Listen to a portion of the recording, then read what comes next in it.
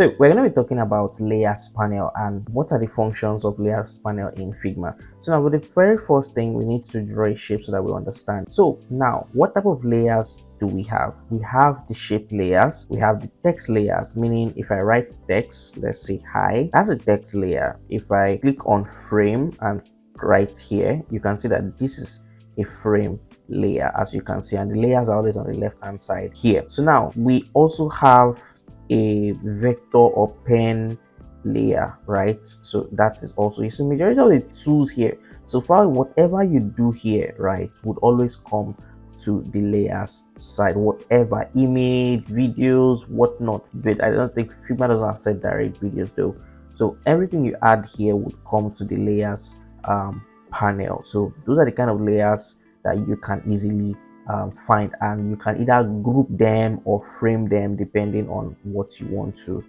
do. So along the course or along the series, I'm going to show you how we're going to be using a lot of framing and grouping, and you could understand how to use the layers. The next thing that we are going to understand is how to name a layer. To name a layer is not that hard. You can easily come here, double tap, and you can rename it as well as that. So rectangle 2, you can name it. So this is how you name your layers. And I know those of you that are coming from either Photoshop or other tools, you probably may not name your layers, but let me know in the comment below if you name your layers. Don't forget to like, share, and subscribe to people you think this will be helpful for, and also it also helps us to rank more on YouTube. Okay, so the next thing is layers hierarchy. So now, for example, now we can push the hierarchy of these items. What hierarchy mean? What is in front, what is in back. I'm going to show you an illustration. So now all these are different colors. I'm going to add several colors to them so that you could understand the hierarchy. So now, looking at this comes first. This comes like before this at the bottom, second to this, third to this. So on the layer, you can easily bring this down here, right, to be in the middle, and you can bring this here. Easy, you can actually do it from there. Or if you don't want to do it from there, you can right click on this. So this here, you can right click on this and bring it front. So it's going to be in the front of all of them. So to change the hierarchy is not that difficult, but where you now feel it is when you have a lot of items. So you now need to know what you're going to position, how you're going to position it. Okay, the next thing is how to select a layer. It seems very small, but it's very important. Take for example, if you want to select this, you can actually select this, but when you have nested elements, meaning if let's say shape inside a shape inside a shape, all you just have to do is hold Control and select, and you can hold Control and shift together to select more than one layer. So you can also come here, you click here, hold shift down, and click on everything. That is how you use the select tool for your layers. A very simple and direct thing. So the next question you may ask is, how do we duplicate a layer? So it's also very not difficult. You hold down alternate.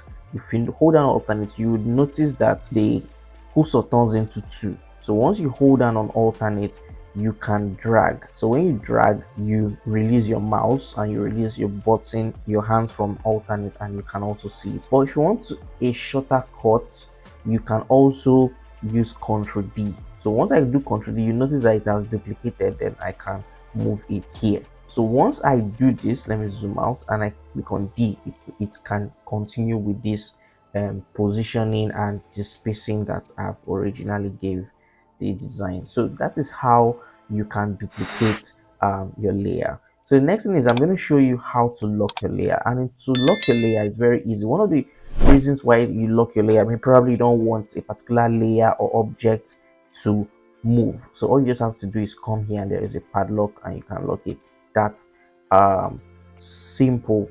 Then also you can also unlock it here with Ctrl Shift L to also lock it, unlock or lock it here. That's if you don't have time to find it here, because sometimes there may be too many things here. Okay, so after you've known how to unlock, the next thing is how to turn off and turn on a layer, meaning opacity, or completely turning it off. So now in a layer, you can easily toggle this. If I toggle this, you automatically turn it off. Then you can also reduce opacity of a particular layer. Opacity means the transparency. So if I come to our appearance on properties tab of this shape and I reduce it to 50, as you can see, it is see-through.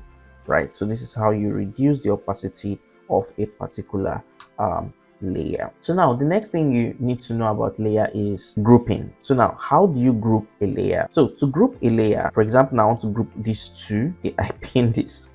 So now I want to group these two, right? So I'm just going to select these two, and I can right click and press group selection, or I can just select all and Control G. That is how to group, and you notice that there is a group, and you can also name the group, right? So if I have this here, let's change the color, right? Let's use something. Yeah, I can select this and I can group this, and this is going to be in its own group. So grouping is easy, and also you can ungroup. You can just click here to ungroup the item that you have grouped before.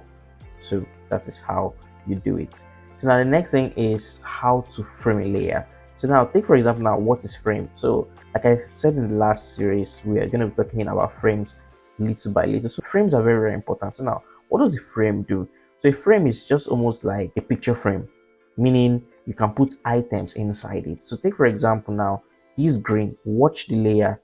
You would notice that this green is on its own, it's on a separate layer, but if I carry it inside here, it enters this frame, meaning if I move this frame, anything inside this frame move, just like if a picture is inside here and you can move it. And this frame here can either be locked, meaning if you come to the properties panel by the right hand side, on clip it, you can see you can clip items to a particular frame. So this is how you frame objects. So I can frame all these guys, even a group, you can put a group inside a frame. Everybody can be inside here. So I hope that is very explanatory. So the next thing is how to collapse. So take for example, now you have many open frames and groups and everything, and you want to collapse everything at the same time. All you just have to do is come here and click on collapse, and everything would collapse to make your work much cleaner. Also, I hope this is helpful, and don't forget to like, subscribe. See you in the next episode.